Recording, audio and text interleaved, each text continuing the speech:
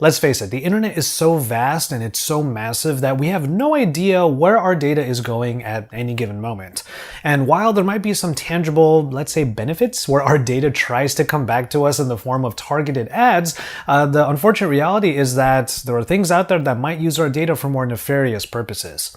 Now, while better internet security is going to be incredibly important moving forward, it's just one further benefit that I experienced by changing up my daily browser. This is Pocketnow, and I'm Joshua Vergara. What's going on, everybody? Let me take a second here to talk about the Brave browser. Like many of you out there, I'm a Chrome addict. You might call me a Google addict, actually, because like many of you, my accounts and services are on an Android phone. And through pure necessity, I need to use the Chrome browser to sync all of my data across my devices. It is also a matter of convenience. When setting up a new computer, logging into my Google account just means that my bookmarks, history, favorites, and extensions are all automatically installed without me having to do much work. But also, like many of you out there, I have the same complaints when it comes to Chrome. While it might be a pretty speedy experience and so much of the internet has adopted Chrome as its main browser and supports this browser, it is also an incredible resource hog. There are times when I'm multitasking, perhaps to a degree that is kind of unnatural for most users, where I'm actually playing a game on one screen and then I have a YouTube video playing on the other, or I might just pop back and forth between that and productivity workflows. With all of the different tabs that I might have open in Chrome, sometimes I might actually experience a slight stutter here or there, or worse, the Chrome browser might actually just lock up because it has run out of resources that it can actually use. Now, while I have tried to change up my browser in the past, I always run into at least one part of the internet that demands integration with Chrome. Enter the Brave browser. And after using it for the past week, I'm installing it on my daily drivers and making it my default everywhere. You might notice that it looks kind of familiar, and that is no accident. After all, this browser is one of many based on Chromium, the open source browser project based on Chrome. So, Brave has the skeleton of Chrome, but a new set of armor complete with shields to protect users from the seedier whims of the internet. Everything that has kept me originally on the Chrome browser remains, including the cast button, but I can also install pretty much any extension that I used to have on Chrome. Also, when installing Brave browser, all of the bookmarks and browser history and settings from the previous default browser is also synced. But speaking of those extensions, this is where Brave's main feature comes in, the shields. In Chrome, installation of ad blockers and security measures was a separate affair, but Brave has it all built in.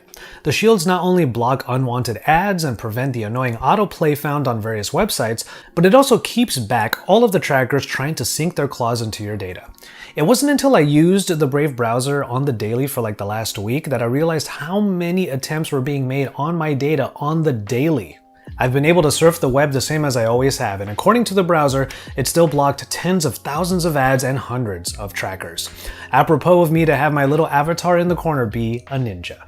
What's funny is all of that, important as it is, turned out to be secondary to my main reason why I moved to Brave, and that would be its minimal footprint. And even after putting in my most used extensions, I was still able to keep the resource load to a minimum because ad blocking is already an integral part of the Brave browser. It's not an extra. And the result has been a browsing experience that doesn't bog down my system the way that Chrome has in the past. For a lot of people and a lot of you watching, this might be one reason already to give this a try. And the Brave browser is actually cross-platform. You can install it on iOS and Android devices, and I'm certainly going to make it a permanent part of my new device setup. Now, I gave this one a little bit of thought because while browsers are a thing in the Google Play Store, for example, it's not as if we use it as much as we do on desktops. However, there are times when you're in one of the many applications you'll have installed on your phones that it wants to open up a browser, and it's during that little handoff between the app and the browser that I want to make sure those shields are definitely up. Device sync is currently bookmarks only, but that will change as the Brave browser grows out of its beta stages and adds more features moving forward. One of those features is an expansion of the BAT or BAT token system, where a blockchain currency layer awards users and websites for allowing certified safe ads.